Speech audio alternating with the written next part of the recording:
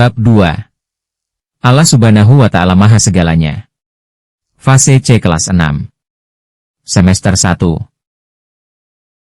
Capaian pembelajaran. Elemen akidah.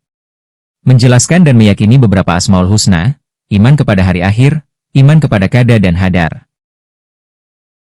Kompetensi pembelajaran. Elemen akidah. Kompetensi semester 1 dan 2. 1. Mampu menjelaskan makna beberapa Asmaul Husna beserta perilaku yang mencerminkan pengamalannya dalam kehidupan sehari-hari. 2. Mampu meyakini kebenaran beberapa Asmaul Husna sebagai sifat-sifat kesempurnaan Allah Subhanahu wa Ta'ala. 3. Mampu menjelaskan pengertian, tanda-tanda, dan peristiwa yang berkaitan dengan hari akhir berdasarkan ajaran Islam. 4. Mampu menunjukkan sikap yang mencerminkan keimanan kepada hari akhir, seperti meningkatkan amal saleh, jujur, dan bertanggung jawab.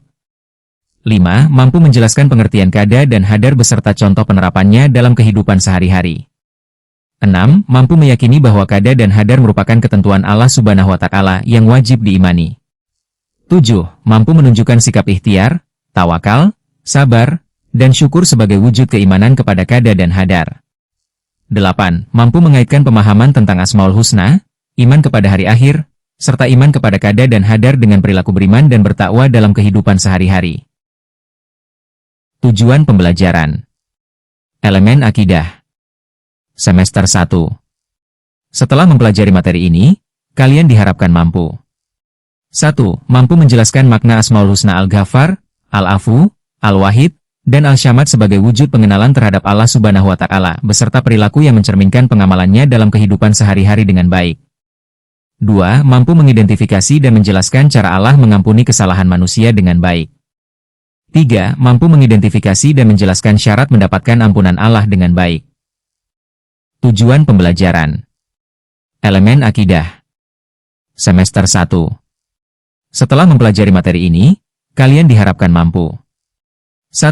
Mampu menjelaskan makna Asmaul Husna Al-Ghaffar, Al-Afu, Al-Wahid, dan Al-Syamad sebagai wujud pengenalan terhadap Allah Subhanahu wa Ta'ala beserta perilaku yang mencerminkan pengamalannya dalam kehidupan sehari-hari dengan baik. 2. Mampu mengidentifikasi dan menjelaskan cara Allah mengampuni kesalahan manusia dengan baik. 3. Mampu mengidentifikasi dan menjelaskan syarat mendapatkan ampunan Allah dengan baik. Pada suatu hari, beberapa orang sedang berkumpul dan berbincang dengan penuh kegembiraan.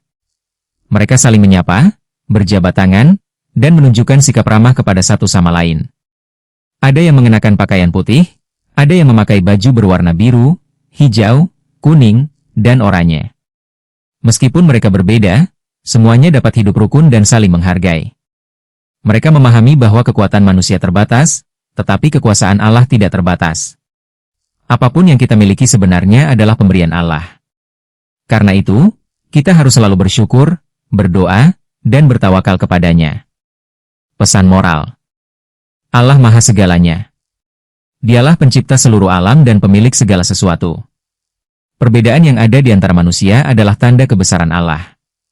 Oleh karena itu, marilah kita hidup rukun, saling menghargai, saling menyayangi, dan selalu bersyukur atas nikmat Allah. Bismillahirrahmanirrahim. Ayo siap-siap belajar. Sebelum mulai belajar, silahkan siapkan alat tulis kalian, kemudian duduklah dengan rapi dan awali dengan berdoa kepada Allah Subhanahu wa Ta'ala, agar bisa mengikuti pembelajaran dengan baik dan mendapatkan ilmu yang bermanfaat. Selanjutnya, silahkan kalian melakukan kegiatan pembiasaan seperti tadarus Al-Quran. Setelah tadarus, hendaklah merenungkan hal-hal berikut. Renungkanlah. Apabila Allah Subhanahu wa Ta'ala menampakkan dosa para hambanya, niscaya manusia selaku hamba Allah Subhanahu wa Ta'ala tidak akan berani mengangkat wajah walaupun hanya di hadapan seekor semut karena kesalahan dan dosa yang kita miliki. Jika setiap kesalahan yang dilakukan manusia dihamparkan di muka bumi pasti akan tertutup oleh dosa manusia. Oleh karena, dengan ampunan Allah Subhanahu wa Ta'ala maka semuanya seperti nampak indah saja. Allah Maha Pemaaf yang meliputi semua makhluknya. Kalau tidak karena maafnya niscaya bumi akan terbenam menenggelamkan penghuninya.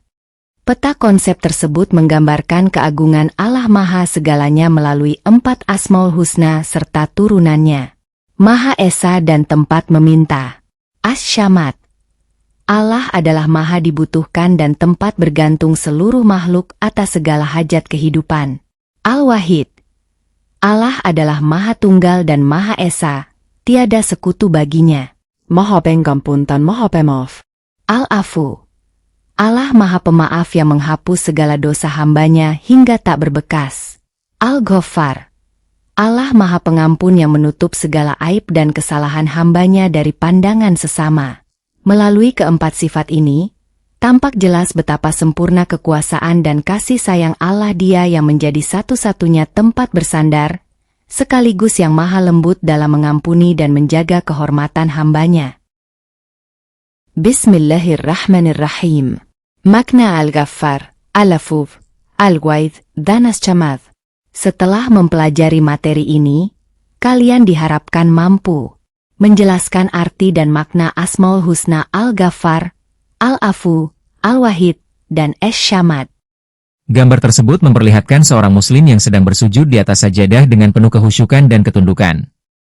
Makna filosofis sujud. 1. Kerendahan hati. Tawadu, menundukkan anggota tubuh tertinggi, dahi, hingga sejajar dengan tanah melambangkan kesadaran bahwa manusia diciptakan dari tanah dan tidak memiliki alasan untuk bersikap sombong di hadapan Sang Pencipta. 2. Puncak kedekatan dengan Allah. Sujud merupakan posisi paling dekat antara seorang hamba dengan Allah Subhanahu wa Ta'ala, di mana doa-doa dilantunkan dengan penuh kepasrahan. 3. Bentuk ketundukan total, menggambarkan penyerahan diri secara utuh terhadap segala perintah dan ketentuan Sang Maha Kuasa. 1. Al-Ghaffar. Aktivitasku. Ceritakan secara singkat gambar di atas sesuai dengan apa yang pernah kalian alami dalam kehidupan sehari-hari. Tulis cerita tersebut terlebih dahulu di buku tulis. Lalu ceritakan di depan kelas. Al-Ghaffar berasal dari kata ghafara yang artinya menutup. Dalam bahasa Arab, kata dasar ghafara dapat membentuk menjadi kata yang sangat beragam seperti istighfar, permohonan ampunan, makfiroh, ampunan, gufron, ampunan, gofir, yang mengampuni, gofur, pengampun, gufroh, alat penutup, gofr, yang menutupi. Dialah Allah Subhanahu wa Ta'ala yang menutup dosa-dosa hambanya. Menurut Imam Al-Ghazali, Allah menutup dosa-dosa manusia dengan keindahan dan menyembunyikan semua keburukan yang dilakukan oleh manusia. Al-Ghaffar ini dapat diamalkan dalam kehidupan sehari-hari. Peneladanan Al-Ghaffar dalam kehidupan sehari-hari tidaklah mudah, apalagi saat ini zaman kecanggihan teknologi informasi. Berita baik dan buruk mudah tersebar kepada pribadi maupun kepada orang banyak. Namun demikian, kalian harus berusaha untuk bisa meneladani Al-Ghaffar dalam kehidupan sehari-hari walaupun sedikit demi sedikit. Meneladan Al-Ghaffar dengan cara membiasakan untuk belajar menutupi aib orang lain. Menutupi aib orang lain maksudnya, apabila kalian mengetahui kesalahan, keburukan, atau dosa yang dilakukan orang lain sekecil apapun baik langsung atau dari orang lain, tidak boleh membukanya atau menceritakannya kembali kepada orang lain agar tidak menyebar dan diketahui orang banyak. Rasulullah Shallallahu Alaihi Wasallam bersabda, siapa yang menutupi aib seorang muslim, Allah menutupi aibnya di dunia dan di akhirat. Hadis riwayat Imam Ibnu Majah. Barang siapa yang menutupi aib saudaranya muslim, Allah akan menutupi aibnya pada hari kiamat, dan barang siapa mengumbar aib saudaranya muslim, maka Allah akan mengumbar aibnya hingga terbukalah kejelekannya di dalam rumahnya. Hadis riwayat Imam Ibnu Majah. 2. Al-Afu. Cermati gambar berikut.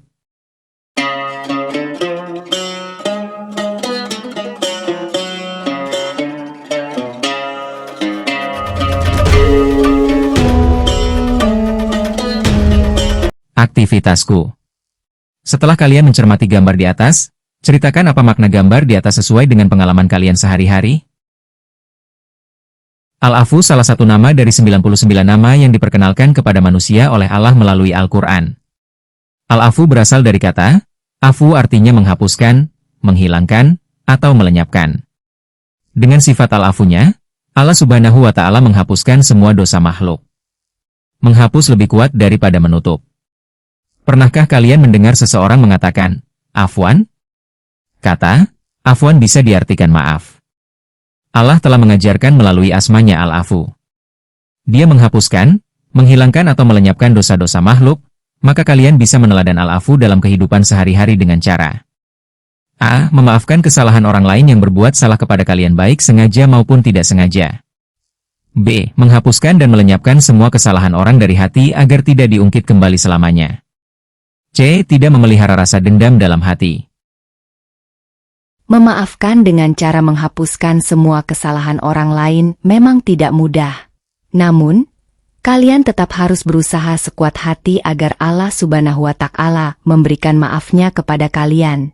Dalam Qiyas Al-Nisa 149, Allah Subhanahu wa Ta'ala menjelaskan, "In tubdu khairan aw tukhfuhu aw ta'fu an su'in fa innallaha kana 'afuwan qadiran."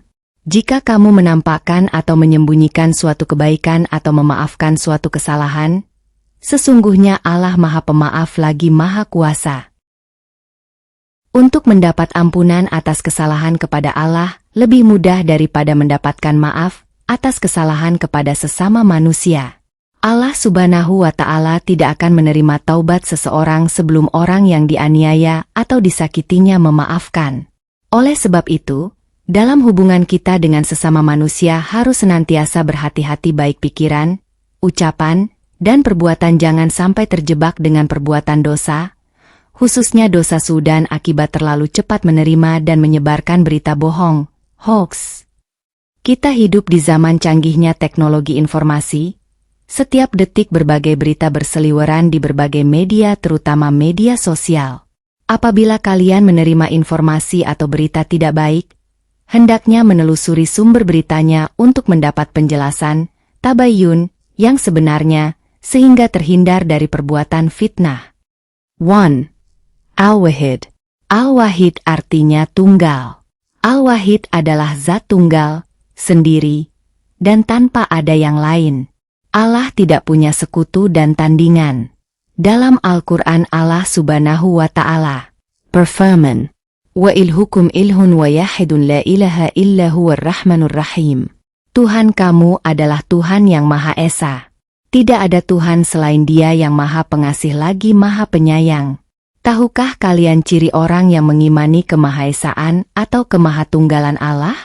Ciri-ciri orang yang mengimani kemahaesaan atau kemahatunggalan Allah diantaranya adalah A. Selalu menggikapkan lela helala. B. Selalu melaksanakan salat wajib. C. Hanya berdoa dan meminta kepada Allah. D. Menghindari perbuatan dan ucapan yang mendekati kemusyrikan. E. Fokus kepada satu tujuan yang ingin dicapai. 4. Ash-Shamad. Apakah kalian hafal surah Al-Ikhlas? Karena di dalam surah Al-Ikhlas tersebut pada ayat kedua Allah Subhanahu wa Ta'ala menyebutkan kata Ash-Shamad. Allahus Samad. Allah tempat meminta segala sesuatu. Ash-Shamad artinya tempat meminta dan tempat menggantungkan harapan.